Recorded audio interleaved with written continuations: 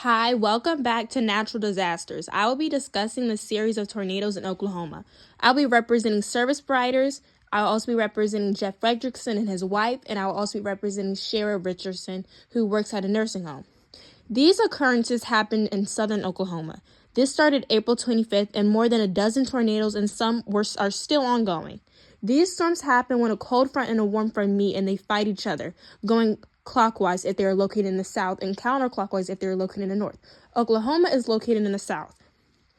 This disaster has razed buildings and left thousands without power, hospitals left in rubble, schools are closed and they are flooded with water. Places are lifted and thrown around looking like nothing more or less than debris. Nursing homes are damaged and many are left without a place to go back home to. People trapped in homes or buildings they went to for convenience and end up being an inconvenience. Workplaces and other facilities completely trapped. April, 2 fatalities, many injured. 4-month baby dead. May, 4 dead, 33 injuries. With all these fatalities, they are then left with all this destruction, now lead into recovery process, many sending well wishes and prayers to the people who were affected. And Oklahoma has even received help from Red Cross, but even with the storms being over and with people from organizations, many people are without homes, food, good conditions, and jobs shut down. Volunteers coming from every which way to help people in need, helping them patch windows, fix roofs, or even just give resources to the ones who are lacking them. Churches use the donation money they receive to give back to the community. The recovery process is still unknown, and Oklahoma is still calculating how long it will take to recover from the damage. They are trying to build more disaster-resistant homes. They also have updated their forecast system. It is much more efficient, and also emergency services to inform residents and to use nationwide Doppler radar to track severe weather in real time, and phased array technology to alert sooner. I will be interviewing survivors to tell us about their experiences from tornadoes. Can you explain to us what was going through your head after nursing home when you were working at during this experience? I was petrified. I was taking care of one of my clients and was helping her go to the bathroom. All of a sudden, alarms were going off, and I just thought that Benjamin got out of his bed again and was trying to break out due to his dementia. He forgets why he is here. So I went to take Shar to the bathroom, and I go, "Look for the disturbance," and Clara, one of my coworkers, running towards me saying, "We have to get everyone to basement." Everyone is in shambles. But keeping their composure to get everyone to the basement, and I go get Shara from the bathroom and help gather everyone. And we are heading to the basement. Next second, the building is shaking the roof.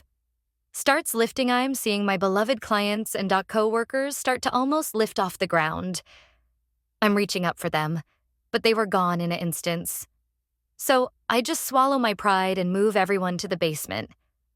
Everyone was praying and chanting, and in the next few minutes, the tornado had passed us, and we stayed there in the basement for what felt like days. Then we heard voices and sirens, and they were calling out, and everyone else responds thanking God and the rubble that was over us. I heard "be moved," and I see a bright light. And it looked as almost... I saw a savior. Like someone you only read about in the Bible or on some comic book. And they yell out, "Are you okay, ma'am?" And me still being in shock, I don't respond. I just blink and everyone gets pulled out, and I look around looking for all my fallen soldiers who was swept up by the storm, and they aren't dead, but they aren't living. They all get taken away, sent to the urgent care, and are saved. And then everything from there was almost like passing through, and everyone was just glad to be living. How was your life after your experience, and what has changed? My home was destroyed, and the nursing home was too, and all my clients were left with no homes. The aftermath was just picking up the pieces. I was left with finding a new job if I could find a new home, but I ended up in law, and it was a restart, and I wasn't looking for one. Thank you so much for your story. I hope you find the job you're looking for. Thanks for having me. As you heard, these series of storms are nothing short of devastation, and it has caused PTSD for many. PTSD is not a laughing matter. Traumatic experiences can lead to long-term issues and can cause you to always be scared of the unknown or looking at things that bring a cold feeling. We are now interviewing Jeff Fredrickson and his wife. Can you tell us how the disaster immediately affected you? Well, me and my wife were just going to see our grandbabies. We were coming in from Baltimore, coming down to Oklahoma to their farm. As we were pulling up, our son Nathaniel and his wife Margaret, who lived on a farm, came up to the car and told us how they saw a wall cloud formations. And they only knew this because they studied wind patterns, which is how they met each other, because they both majored in agriculture and meteorology. And there, over time, I guess, they found each other like fate. Their major, I guess, was a blessing because it helped us prepare for the situation. And also alarms started going off like an alarm to warn us about the storm.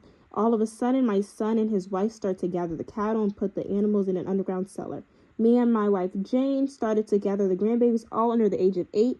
There were 3 of them, and we all went down to the basement. I led my wife and the grandbabies down to the basement and told them to all be safe and stay in the corner where the wind sounds less strong while I go check on Nathaniel and Margaret.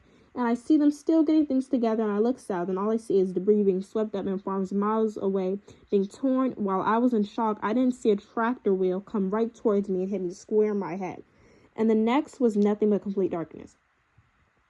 The next thing I remember is the bright lights of a hospital and someone telling me everything's going to be all right. When I woke up, the nurse came in to check my vitals and told me I was lucky to be alive, and that my son and his wife did everything to help me in the house while my body lay limp. They laid nearly dead while I got the wheel of the tractor. They got the whole tractor, and they are still on life support. And at the moment, we are still trying to see if they're going to survive. So my wife and I have been watching the grandbabies. We have just been praying for the best in the home, and everything did not get hit, but our hearts have. Thank you for having me on your platform. I hope this brings awareness to this extreme situation.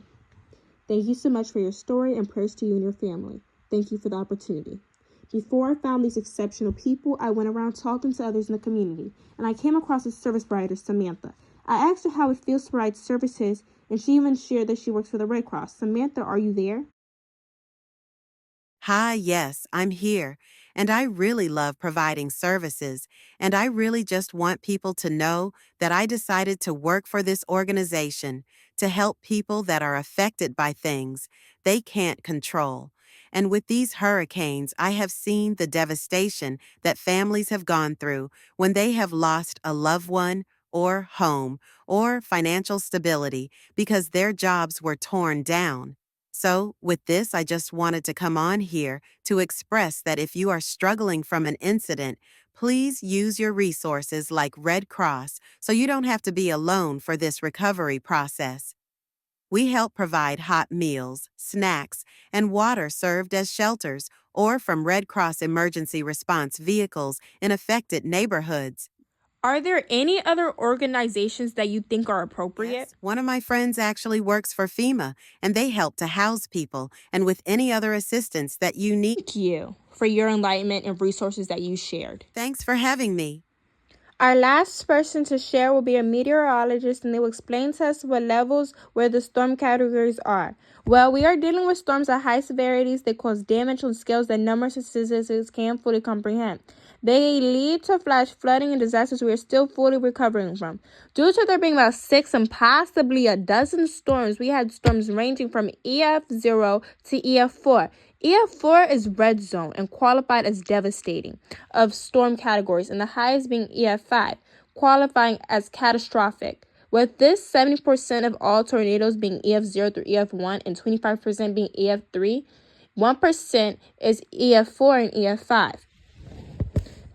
F0 and EF1 with wind speeds of 65 through 110 miles per hour. EF2, EF3, wind speeds of 111 to 165 miles per hour. EF4 and EF5 with wind speeds of 166 to 200 miles per hour or more. For example, F0 minimal damage such as chimneys, trees, and windows. F1 moderate damage such as overturned automobiles and uprooted trees. F2 major damage such as roofs blown off homes, demolished sheds. F3 severe damage such as flattened forests and farmland and collapsed or severely damaged metal buildings. F4 devastating damage such as well-constructed houses leveled and cars thrown. F5 incredible damage such as strong frame houses lifted off foundations, automobiles sized as missiles flying through the air. We can't predict these before the storm. We predict these storms based on their damage. Now, these tornadoes form from when you have a large thunderstorm called a supercell. Now, they don't always become a tornado, but they can if they become a supercell. Now, They can also form due to the right air conditions. They can also form from tropical storms and hurricanes. You can see how all these storms correlate to one another. So a cold front from the wind meets and a warm front near the ground, they can promote the updraft. And they fight each other, going clockwise if they're located in the south and counterclockwise if they're located in the north. Oklahoma is located in the south. Now, an average tornado storm lasts for a couple minutes. Extreme ones last up to hours.